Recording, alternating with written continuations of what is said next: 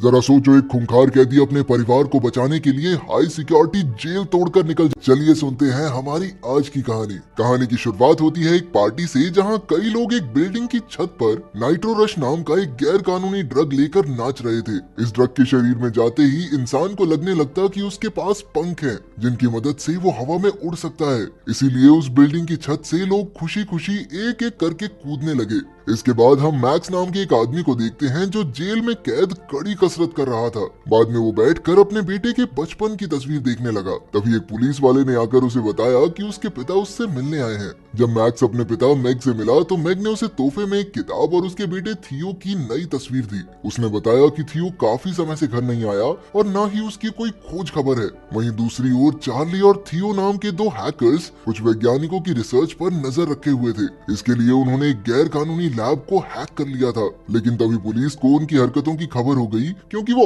Online धोखाधड़ी भी करते थे। फिर अगले दिन टीवी पर खबर आई कि उन्हें गिरफ्तार कर लिया गया है। लेकिन असल में पुलिस ने सिर्फ एवोकैट नाम के आदमी को गिरफ्तार किया था, जो उनका बॉस था। पुलिस वालों ने थियो और चार्ली को तो बस थोड़ा धमकाकर छोड़ दिया, क्योंकि वो अभी नाबालिग थे। उधर मैग ने भी टीवी पर खबर देखी और वो तुरंत थियो को छुड़वाने पुलिस स्टेशन पहुंचा। फिर जब वो घर लौटे तो मैग ने उसे काफी समझाया, लेकिन थियो को इससे कोई फर्क नहीं पड़ा। थियो ने कहा कि वो अपने पिता मैक्स से तो अच्छा ही है ना, कम से कम उनकी तरह सालों से जेल में तो नहीं सड़ रहा मैं। इसके बाद उसने अपने कमरे में जाकर जोर से दरवाजा बंद कर दिया। वहां भी उसका मन शांत नहीं हुआ, इसलिए थियो खिड़की से निकलकर वापस वहीं भाग गया जहां वो काम करता था। उधर जेल में मैक्स को एक पुलिस ऑफिसर हथकड़ी लगाकर एक कमरे में ले गया। कुछ ही पलों में वहां एक औरत आई, जो असल में पुलिस ऑफिसर थी। उसने मैक्स को एवोकैट नाम के उस शख्स की तस्वीर दिखाई।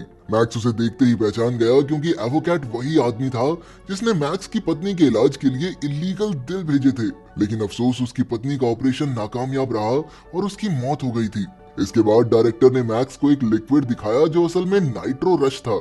उसने बताया कि जो भी आदमी ये ड्रग लेता है वो पागल होकर ये सोचने लगता है कि उसके पंख हैं। ये ड्रग काफी तेजी से देश में फैल रहा था और पुलिस को शक था कि इसके पीछे जरूर एवोकैट और उसके आदमियों का हाथ है। अब एवोकैट की गिरफ्तारी के बाद उन्हें बस उस आदमी की तलाश है जिसने नाइट्रो रश बनाया है। ये सब सुनकर मैक्स ने कहा कि उसे पुलिस की मदद करने में कोई दिलचस्पी नहीं। लेकिन उस पुलिस वाली ने हंसकर कहा कि उसका बेटा थियो भी एवोकैट की गैंग में शामिल हो चुका है। जब उसने मैक्स को थियो की गिरफ्तारी की तस्वीर दिखाई तो मैक्स मदद के लिए मान गया। इसके बाद वो सीधा जेल में एवोकैट को ढूंढने लगा, क्योंकि ये खबर सुनकर उसे काफी गुस्सा आ रहा था। उसे ढूंढते ही मैक्स ने उसे खूब पीटा और धमकी दी कि अगर जिंदा रहना चाहता है ना, तो मेरे बेटे थियो को इस धंधे में शामिल करने के बारे में सोचना भी मत। तभी एक पुलिस वाले ने आकर उन्हें छुड़ाने की कोशिश की, लेकिन मैक्स उसकी गर्दन पर चाकू रखकर उसी के सहारे बाहर निकलने लगा।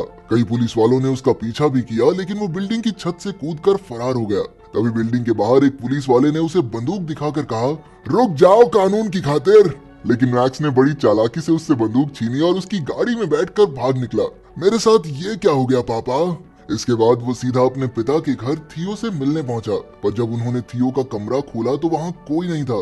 फिर अगले दिन मैग मैक्स को उस जगह ले गया जहां थियो काम करता था। मैक्स उस जगह का मुआयना कर ही रहा था कि तभी एक काली गाड़ी वहां आकर रुकी और उसमें से एक औरत थियो और उसके दोस्त के साथ उतरी और वो लोग सीधा अंदर चले गए। जब मैक्स ने भी अंदर जाने की कोशिश की तो एक आदमी ने दरवाजा खोल दिया और वो पकड़ा गया। उस आदमी का नाम कोलॉस था और वो जानता था कि मैक्स एक अपराधी है, इसलिए उसने मैक्स को अंदर जाने से मना किया, वरना उसके पीछे पीछे पुलिस भी वहां तक आ सकती है। लेकिन मैक्स ने हार नहीं मानी। वो पीछे के दरवाजे से अंदर घुस आया, लेकिन उसे डैफ्नी नाम की औरत ने देख लिया।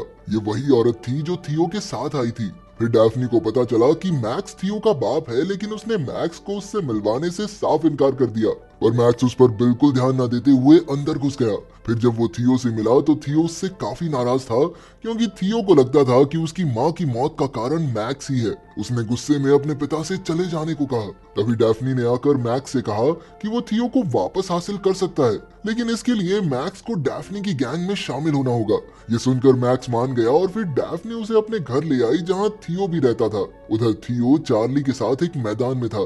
चार्ली ने कहा कि उसे अपने पिता के जज्बातों को समझना चाहिए, क्योंकि वो सिर्फ उससे मिलने के लिए जेल से भागकर आया है। पर थियो ने उसकी बात को नजरअंदाज कर दिया। जब उसकी माँ की मौत हुई थी तो मैक्स कई लोगों का खून करने के इल्जाम में थियो को अकेला छोड़कर सालों के लिए जेल चला गया था। उधर डैफ्नी ने मैक्स को बताया कि फिलहाल वो लोग नाइट्रो रश नाम का एक ड्रग ढूंढने की कोशिश कर रहे हैं।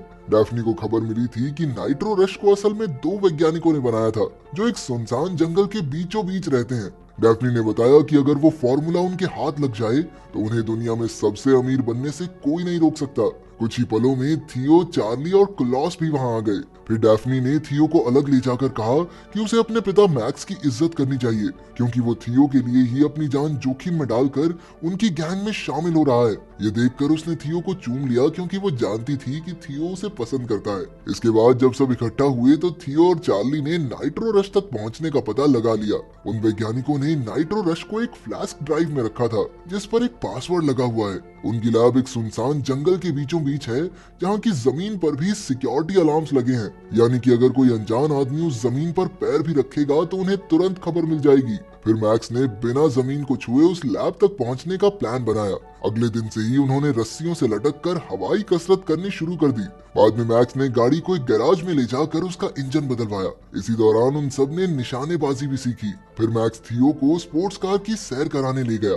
अब उनके रिश्ते सुधरने लगे थे, लेकिन अचानक थियो को याद आ गया कि मैक्स ने उसकी माँ का ख्याल नहीं रखा था। इस पर मैक्स ने सफाई देते हुए कहा कि ऐसा कुछ नहीं है, बल्कि वो तो अपनी पत्नी के लिए मरने को भी तैयार था। फिर उसने थियो को डैफ्नी से दूर रहने को कहा क्योंकि वो सिर्फ उसका इस्तेमाल कर रही है, लेकिन थियो बिना कुछ कहे गुस्से में वहां से चला गया। तभी हम देखते हैं कि क्लॉस ने छिपकर उनकी सारी बातें रिकॉर्ड कर ली थी। उसने तुरंत ये वीडियो एवोकैट को भेजी जिसने उसे उन पर नजर रखने को कहा। फिर रात को मैक्स सो नहीं पा रहा था और तभी डैफ्नी वहां आकर उसे चिढ़ाने लगी। वो उसके साथ रात गुजारना चाहती थी, लेकिन मैक्स ने उसे साफ इनकार कर दिया क्योंकि वो जानता था कि उसका बेटा थियो डैफ्नी को चाहता है। उधर थियो ये सब सीसीटीवी कैमरा में देख रहा था।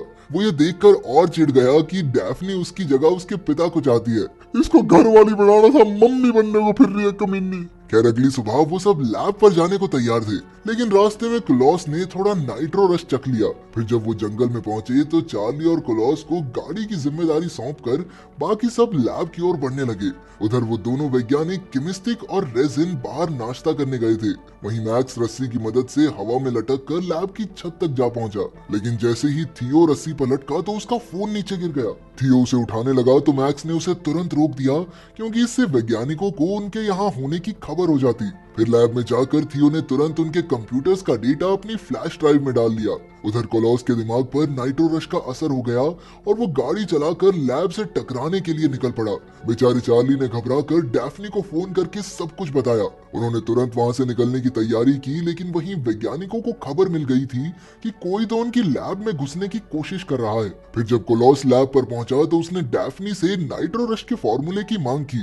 असल में वो ये सब एवोकैट के कहने पर कर रहा था, लेकिन उसी वक्त वैज्ञानिकों ने वहां आकर उन पर गोलियां बरसानी शुरू कर दी।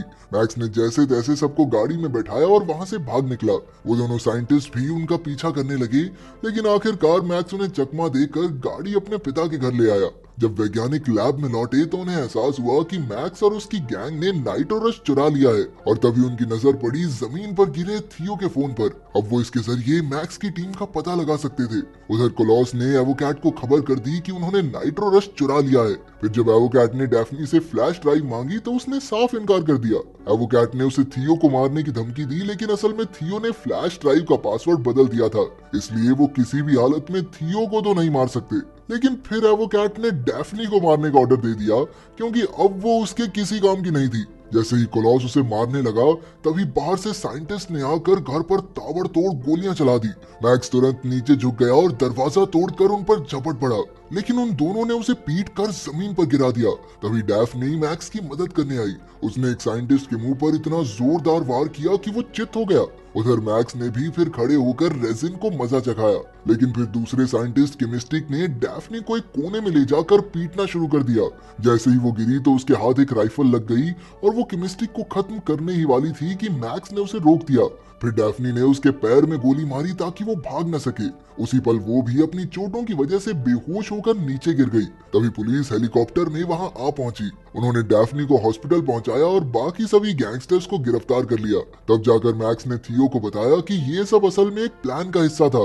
उसके जेल से भागने से लेकर नाइट्रो रश चुराने तक ये सब उसने पुलिस कमिश्नर के कहने पर किया था, जिससे वो अपराधियों को पकड़ सके और साथ साथ वो अपने बेटे थियो को गलत रास्ते पर जाने से रोक सके।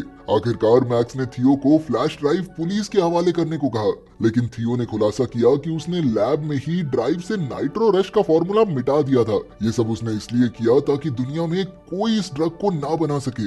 अब मैक्स को यकीन हो गया कि उसका बेटा हमेशा सही रास्ते पर चलेगा। कुछ दिनों बाद मैक्स की बहादुरी की वजह से उसे जेल से बाइज्जत रिहा कर दिया गया।